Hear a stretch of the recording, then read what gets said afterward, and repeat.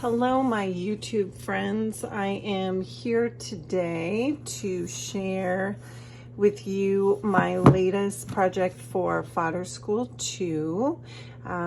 We just finished the second half of the month with Drew Steinbrecher's lessons, which I absolutely loved.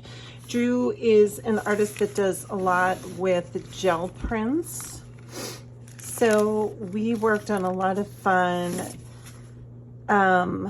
techniques on the gel plate. I actually hardly have any pages left because I use them all in my book. So I actually want to get back to making some more because I loved the big, bold shapes and imagery that we practiced in this class. So I did some fun printing with Q-tips, brush marks, different texture plates. I actually used some prints from the trees around our property. We have all these very strange little Japanese maples that have like different kinds of leaves. I actually made these last year with my son, but they worked perfectly in this class, so I incorporated these into my book, which also makes them special. Now I have like a special place where they are housed. But I just love playing with these motifs. And even though I use a gel plate often, when you use someone else's methods, you always learn something. And so in this case, I was doing really big, bold shapes, which I don't normally do, and removing paint. It was just so much fun. So I really want to get back to it. This is like my triangle stencil, and just, you know, playing with mark making on the jelly prints. So much fun. Those are my papers. And then we made a board book, and it came out so fun. I always try to kind of keep my projects very similar to the teachers, but put my own twist on it. So these are some of the prints. This was my favorite one. I've desperately got to get back and make this one too. I just love the colors and the bold marks. And I even incorporated some of the older fodder pages that I have. This was from Dee Catron's lesson last year where we made our own stamps. But again, I thought it worked great. And of course, I always put the Tim Holtz paper dolls. I just have them right by my desk because I just, you know, the Portlandia episode, put a bird on it. I just put a Tim Holtz person on it, and it just makes me so happy. I used to collect the actual photos years ago at flea markets, and he's just made it so easy. Now I can just get a beautifully die-cut image and plop it on my art. So I incorporated some of my word stencils in here too. So I put some of the stencils, and then I let myself doodle and add some additional marks. Some of the cutouts that I had left over, I reincorporated back in.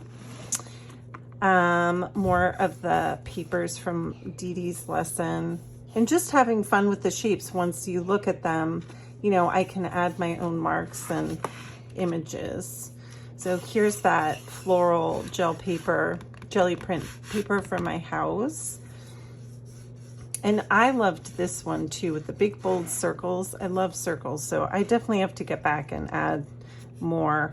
But I loved adding just like some little dots and doodles and words everywhere. I also have trouble leaving a project blank with no words. It's just not in my wheelhouse or comfort zone to leave it plain without words. So I always add those back. Another beautiful Tim Holtz paper doll. I put them everywhere because I love that juxtaposition of vintage and old with bold modern shapes. I just think it looks so cool together.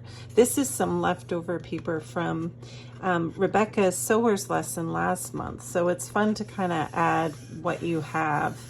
And this was a cutout from a stencil I did with Stencil Girl, but I was playing with doing some of these for another of the Roxanne Paget books, and I had some left over, so I just added that in here because it kind of went with the theme.